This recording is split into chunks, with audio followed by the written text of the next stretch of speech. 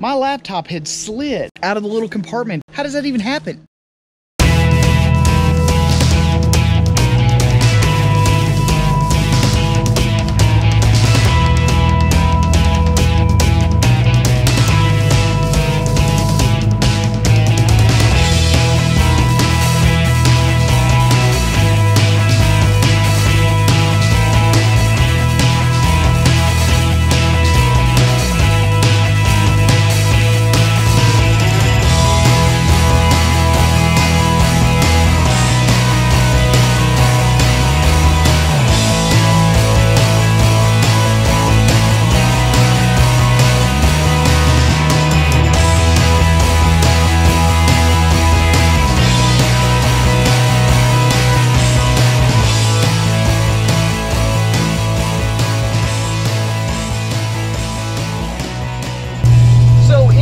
Moving day yet again.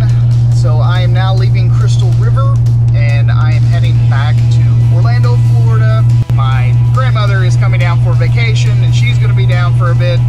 So my mom was down here like 3 weeks ago and now my grandmother's coming down. So obviously, you know, grandson and all, you gotta go. I tell you what though, I'm getting really good about hitching and unhitching like really fast. I know like exactly what I gotta do, when I gotta do it. And, you know, it's just kind of becoming habit, routine, whatever. And it is working out so damn good. Even when I don't have anyone here to help me, you know, I've been doing it for the last, you know, month and a half now. And while I'd like to say that it's always a breeze, it's totally not. But you do get into a habit, and that really does help make it, the process, make it go a lot faster. It's 11:56 a.m. the Thousand Trails Orlando here in Claremont. Check-in time is at 12. I was just there 4 minutes ago. A guy greeted me at the entrance and said, check-in's not till noon. If you just want to go ahead and pull in here, turn your rig around, go on back out. I said, so you want me to come back in 9 minutes? He said, yep. Now look, I realize you all probably get a lot of people that are coming like wicked early. Like, hey, it's only a half an hour. It's only 45 minutes. But 9 minutes? Come on. I came up here to sit in a Publix parking lot for 9 minutes. I've got 3 minutes left and then I can go back.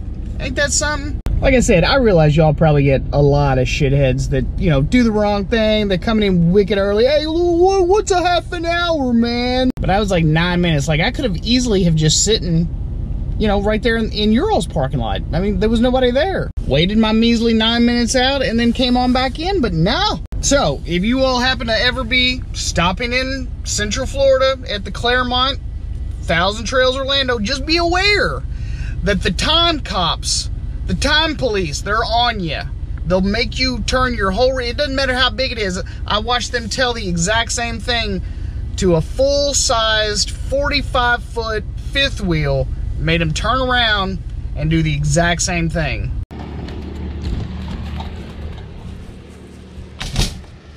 Well, I am back in Orlando, Florida. Back at the Thousand Trails. This is my favorite park, really, aside from the whole time Nazi thing. I mean, that's just dumb. I don't even understand why that's so brutal. They must have had some serious problems to be that anal retentive about, you know, are you here a couple minutes early? You got to get the hell out of here. So, anyway, I got most of my stuff all unpacked, all set back up.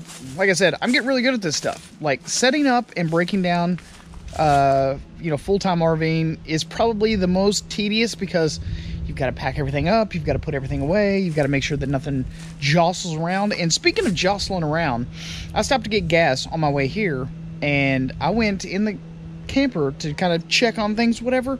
Holy crap, my laptop had slid out of the little compartment that I usually put it at. This has never happened to me before, and it was in a drawer on the ground where I keep my shoes. That's how weird stuff does, like, whilst you're driving. I'm just like, how does that even happen? How in the world could that possibly even happen? But it happened. It happened, and it freaked me the hell out. I was just like, there's this isn't even possible. So I rush over there, diligently checking and caressing, you know, my $2,500 laptop, going, oh my God, please God, don't let there be a dent or something in this thing. That'll be $300 or $400 off the resale value. Nope, it survived. I mean, it was good to go. It was absolutely no damage to the laptop whatsoever.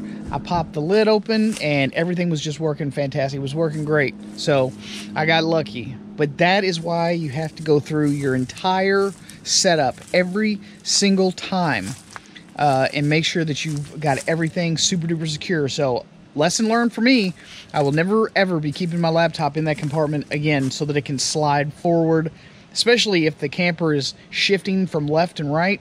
That's never happened to me again. No siree. So make sure you lock everything down, or you're gonna find one day, it may not be the first time, it may not be the second time. This is like my 8th trip back and forth up and down these Florida roads, and nothing bad like that has ever happened. But I must have hit something. I must have bumped up against something, and I mean, the drawer was out, the shit was knocked down, just, it was a mess in there. My onions had rolled off the counter, and I had them in a bag too. So how did they jumped from the back corner all the way into the dog water bowl? Beyond me. So just to give you a little bit of context of like what actually happened, because I mean, this is something that, like I said, it never happened to me before, so lesson learned. But right up here is where I had the onions. I had them sit all the way back here in the back corner, and they had jumped and then landed in the dog's water bowl. Like, there was one onion there and like 3 other ones, and it was still in the bag. Damnedest thing I've ever seen. Never seen anything like that before in my life. My shoe drawer was completely out, like here in the middle of the floor. Like, it was off the track altogether. Like, it was just out. And I usually keep my laptop up here. It's like where all my pants and stuff are. And I would slide it right in between there, and then I would pull it out, this pair, and tuck it over the edge so that if it did slide in this direction, it's not going to bump the door or catch like this. There's like this little hook thing so that it wouldn't touch that. So this was open. The pants were right here on the bed where my backpack is at right now. And the laptop was down here in the drawer in the middle in the shit. Like right there. Speaking of the onions, you can still see some like onion chips down here on the floor that I still haven't swept up yet. So yeah, that was some weird stuff. Like, I've never seen anything like that before, but it happened. Lessons learned, my friend. Lessons learned. So for any of you all that have ever done any type of RVing, you know, leave your horror stories. Because, I mean, there's got to be some voodoo witchcraft stuff that's going on when you're driving down the road in these campers. For however the stuff just happens, like drawers and cabinet doors popping open and everything. Stuff that shouldn't, like, it shouldn't even be physically possible for some of the stuff to happen, and it does happen. I should just put the GoPro in the camper one day when I'm driving and just like see what happens. I would probably be absolutely horrified at what I saw. So either which way it goes, I've learned my lesson. I hope you guys will go ahead and take heed from, you know, my mistakes and just go ahead and do the right thing. Lock everything down. Put everything, especially your valuables, all of your sensitive electronic equipment, make sure you do whatever it takes to secure all that stuff. Nice padded bags, then rope it all down. Just make sure that whatever you do, you don't leave it loose. Don't leave it out and about and loose. Alright, boys and girls, that's all I've got for you all today. Hope you guys enjoyed the video. This is just a lesson in, hey, it's fun to move and go to new places, but it is not fun when you get there and you find all your crap all over the place. At any rate, thanks so much again for watching yet another riveting episode of Avion Awesome. I'm your host, Mark Bucket, and I'm going to see you guys again on the next one. Peace.